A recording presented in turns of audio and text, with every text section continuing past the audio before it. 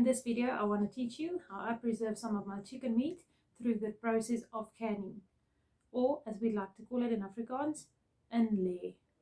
Are you ready? Let's get started. You will need the following items. You'll need some jars with lids. You'll also need a pot or oven or microwave to sterilize the jars in. Some white vinegar or any vinegar you've got on hand. A cloth for wiping or even a paper towel. You need a lifter jar and a debubbler tool. A knife and a other jar would work fine. Salt or citric acid. And then your meat, your chicken meat. I've used fillets for this canning project. First step is to sterilize your jars. I will be filling the pot with some previously boiled water just to start coming up to heat.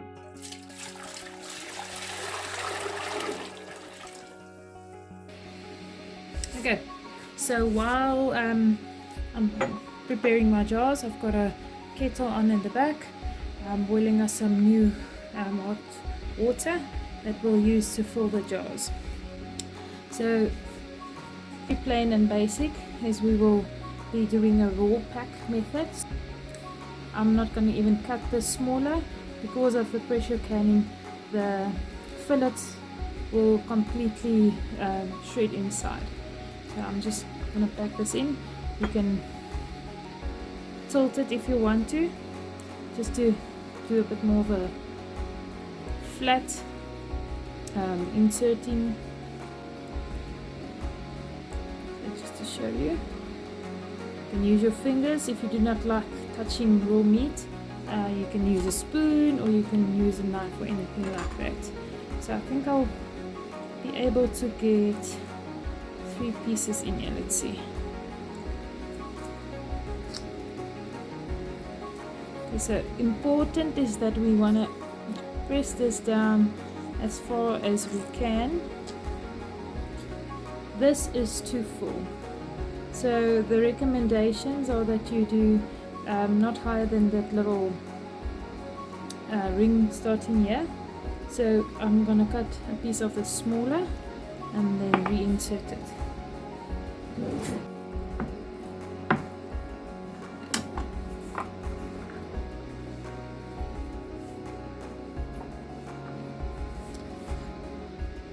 Okay, so this is one way you can do it.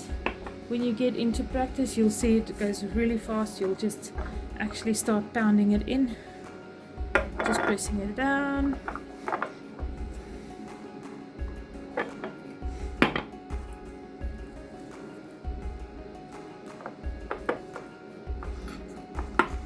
It is important that you press the meat down.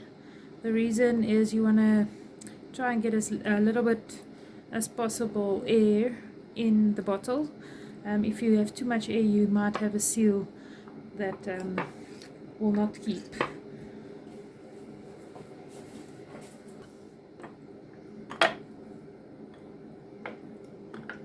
Okay, so these 2 jars can or need some more meat, so I'm just gonna fill that up.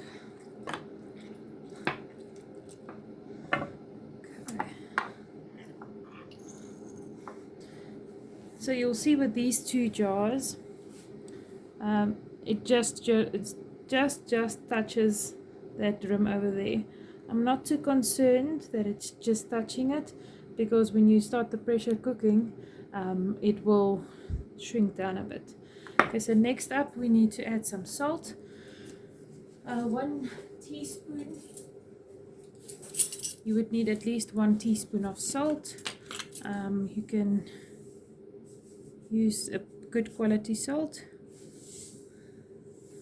We're just gonna pour this right on top. You can add other spices, but I'll have a next video where I will show you how we can spice these, but at this moment we are just gonna preserve it the most plain way. Okay, so I will be putting in the boiling water.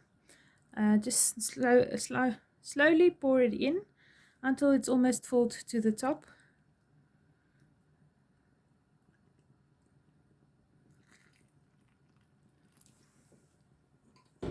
we will now we can use, I've got a debubbler tool, or a good old knife also works very well. I'll show you both. So what you want to do here is just put your knife or your tool down to the bottom, all the way around. As you do that, you'll see that the bubbles come out to the top. So we do that all the way around, and then you can give it a press in the middle as well, or start in the middle, go out to the sides.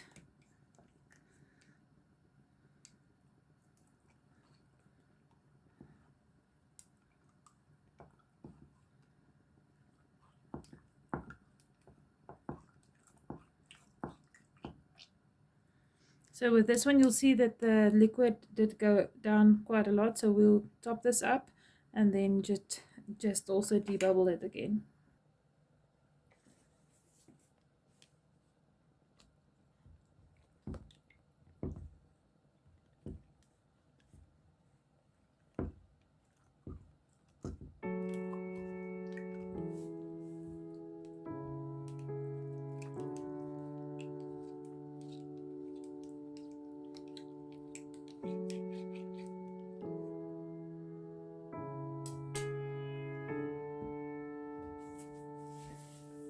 I'm just topping this up. Once again, we only want the liquid to cover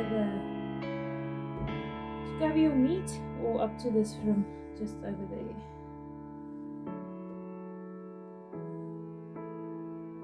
If I do fill it up, what I like to do is just go debubble it again.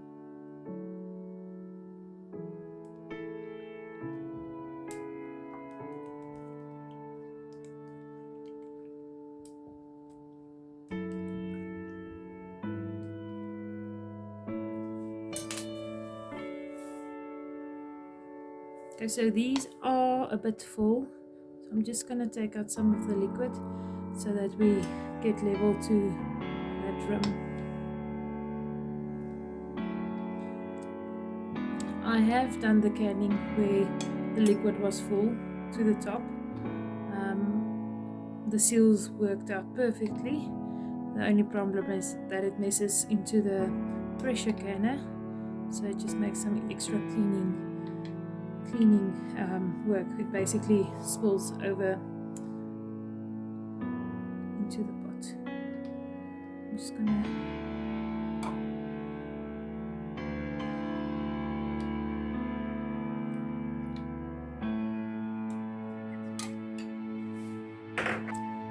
So next up, we are just going to use some vinegar. This is just the cheapest white vinegar I could get. Just going to dip it into the cloth. Do not mess too much into your can or the bottle.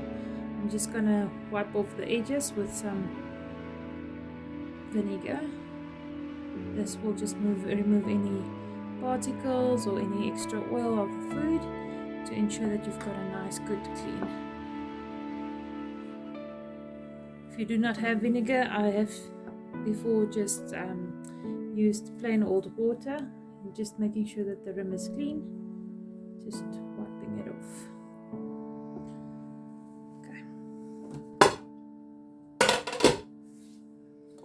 Okay, so let's just quickly talk about the lids. So these are actually honey jars. They are honey jars and not the console with the lid and the ring, which is perfectly fine to use for canning purposes. I have reused these lids as well.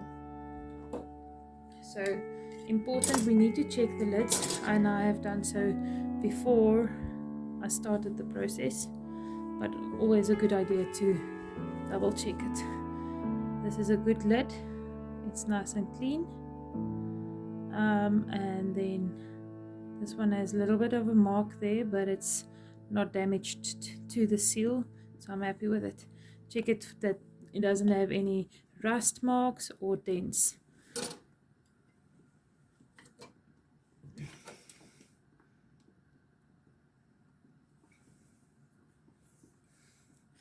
Okay, so next up we'll be attaching the lids to the bottles. I'm just going to remove my lids that are being kept warm inside the pot. Take them out to slightly cool down. Okay, so we'll be using these lids. Just put them on. Okay, so the way we put them on, just screw them on naturally. You'll see that I just do 2 fingers and then I can open and close it with 2 fingers. That is finger tight. We call this finger tight.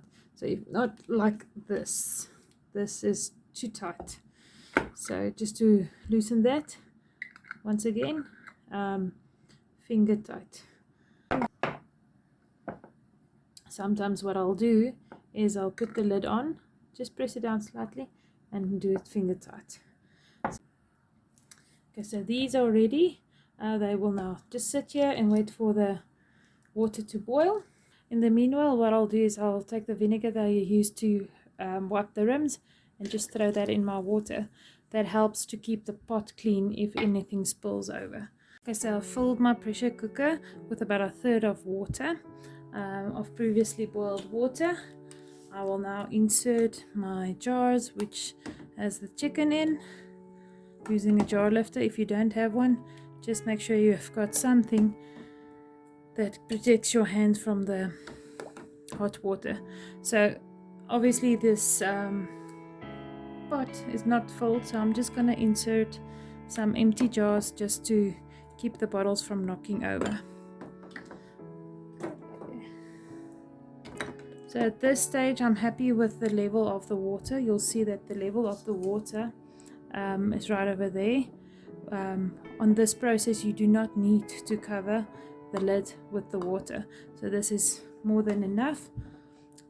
I'm going to attach my lid.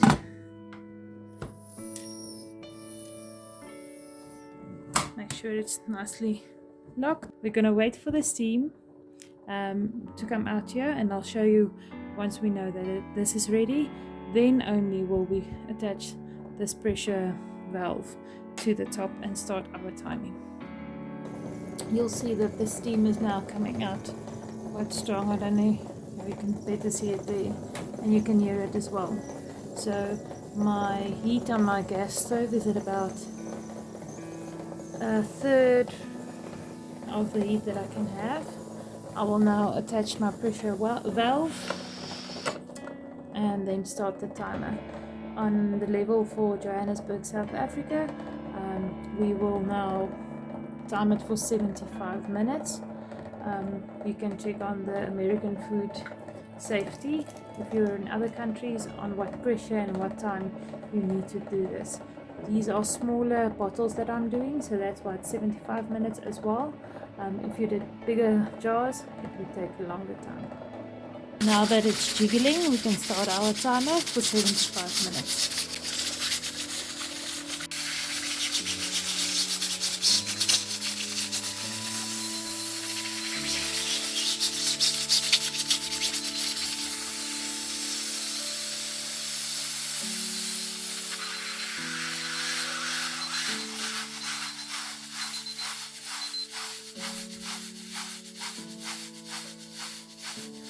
Our time is now up.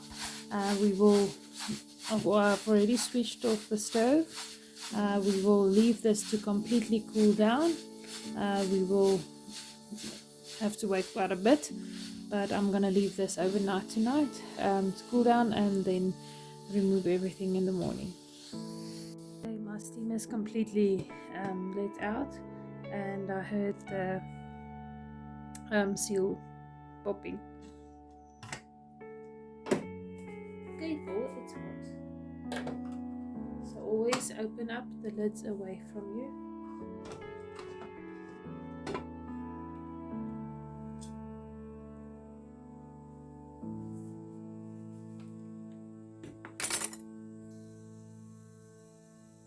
You'll see there's still some water in.